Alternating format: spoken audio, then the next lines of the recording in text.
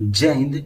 अगर आप इंडिया में देखें तो इंडिया के यूथ के मेनली दो एम होते हैं। पहला, इंडिया में किसी गवर्नमेंट जॉब की नौकरी करना, या फिर इंडिया के किसी बहुत ही अच्छे कॉलेज से ग्रेजुएशन करके आगे की लाइफ को सेटल करना है।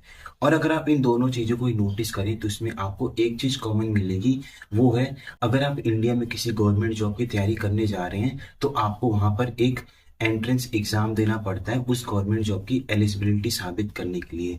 ऐसा ही सेम, अगर आप इंडिया के किसी बहुत ही अच्छे कॉलेज में जा रहे हैं तो वहाँ पे एलिजिबिलिटी साबित करने के लिए आपको वहाँ पर भी एक एंट्रेंस एग्जाम देना पड़ता है। मैं आप सभी को ये चीज़ें इसलिए बता रहा हूँ क्योंकि आज इंडिया में इन दोनों चीज़ों की कंडीशन बहुत ज़्यादा खराब हो चुकी है। क्योंकि जब कोई गवर्नमेंट जॉब की तैयारी करने वाला एस्पिरेंट अपने एग्जाम सेंटर पर जाता है तो उसे वहाँ पर पता चलता है कि उसका एग्जाम मिसमैनेजमेंट के कारण या तो लीक हो गया है या तो कैंसिल कर दिया गया है। वैसे ही सेम, इंडिया में जब किसी आप रेपुटेड कॉलेज की ग्रेजुएशन की डिग्री पाने के लिए उसका एंट्रेंस एग्जाम देते हैं तो उसका पेपर लीक हो जाता है। इसके एग्जाम्पल के लिए आप 2024 नीट का एग्जाम्पल ले सकते हैं। आज की वीडियो में आपको ऐसे कुछ एग्जाम्पल्स देने वाला हूँ इंडिया में, जो आपको ये बताएंगे इंडिया में गवर्नमेंट जॉब की तैयारी करने वाले बच्चे और जो किसी रेपुटेड कॉलेज से ग्रेजुएशन करना चाहते हैं उन दोनों की हालत बहुत ज़्यादा खराब है। और इस पे गवर्नमेंट कौन कौन से स्टेप्स ले रही है और हम इन सभी चीज़ों को किस तरह गवर्नमेंट के सामने और ज़्यादा अच्छे से और ज़्यादा इफेक्टिव वे में सामने ला सकते हैं। तो चलिए वीडियो को शुरू करते हैं। अगर आप इंडिया में पेपर लीक की हिस्ट्री में जाएं तो हमें पता चलेगा इंडिया में पिछले 7 सालों में 70 से भी ज्यादा पेपर लीक्स हुए हैं, और जिसके कारण इंडिया में 17 लाख से भी ज्यादा एस्पिरेंट्स प्रभावित हुए हैं। और ये number day by day increase करता हुआ जा रहा है, जिसके कारण लोगों को और एस्पिरेंट्स को काफी ज्यादा परेशानी झेलनी पड़ रही है।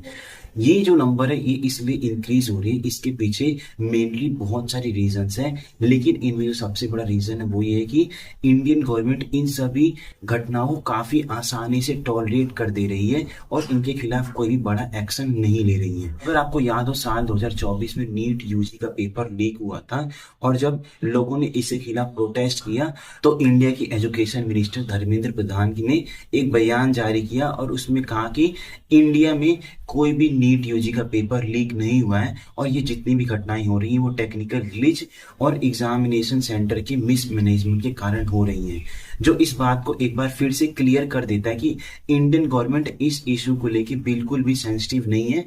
और अगर हम लोगों ने इसके खिलाफ आवाज नहीं उठाया और हम लोगों ने इसके खिलाफ प्रोटेस्ट नहीं किया तो ये घटनाएं डे बाई डे और इंक्रीज होती जाएंगी। और जब इसके खिलाफ देश के टीचर्स, स्टूडेंट्स, ये लोग इसके खिलाफ प्रोटेस्ट करते हैं तो उन सभी के ऊपर लाठी चार्ज कर दिया जाता है। अगर हम हाल की घटना का रेफरेंस लें तो 31 जुलाई 2025 को देश के काफी बड़े बड़े टीचर्स दिल्ली में आते हैं और वो एसएससी में रिफॉर्म्स को लेकर डीयूपीटी यानी डिपार्टमेंट ऑफ पर्सोनल ट्रेनिंग के मिनिस्टर जितेंद्र सिंह से बात करना चाहते थे, लेकिन बीच में दिल्ली पुलिस आ जाती है और उन सभी टीचर्स के ऊपर लाठी चार्ज करके दिल्ली के अलग अलग पुलिस स्टेशन में बंद कर देती है। उन सभी टीचर्स का कहना है कि हम केवल डीयूपीटी मिनिस्टर से बात करना चाहते थे क्योंकि एसएससी जो फेज 13 के एग्जाम्स कंडक्ट करा रही है उसमें काफी ज्यादा मिसमैनेजमेंट देखी जा रही है। लेकिन हमारे देश के डीयूपीटी मिनिस्टर जितेंद्र सिंह उस टाइम देश की प्रगति के लिए और किसी काम को तवज्जो दे रहे थे,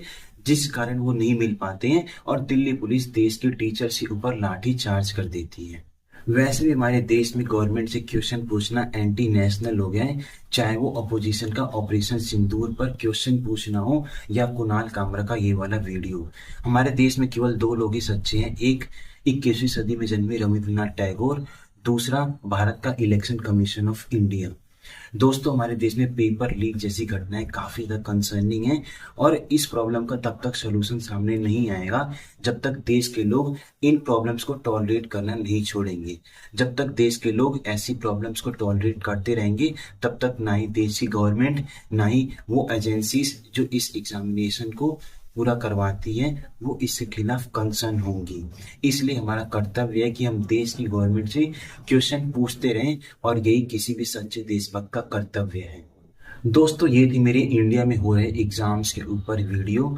आपको ये वीडियो कैसी लगी आप मुझे कमेंट्स में ज़रूर बताना। अगर आपको मेरी ये वाली वीडियो पसंद आई है तो आपको मेरी ये वाली वीडियो ज़रूर पसंद आएगी, जो मैंने इंडिया में डेमोक्रेसी किस हालत में उसके ऊपर पूरा डिटेल्ड वीडियो बनाया है। आपको वो वाला वीडियो भी ज़रूर पसंद आएगा। दोस्तों ये थी मेरी आज की वीडियो। मिलेंगे फिर ऐसे किसी शानदार वीडियो में, तब तक के लिए जय हिंद, जय भारत।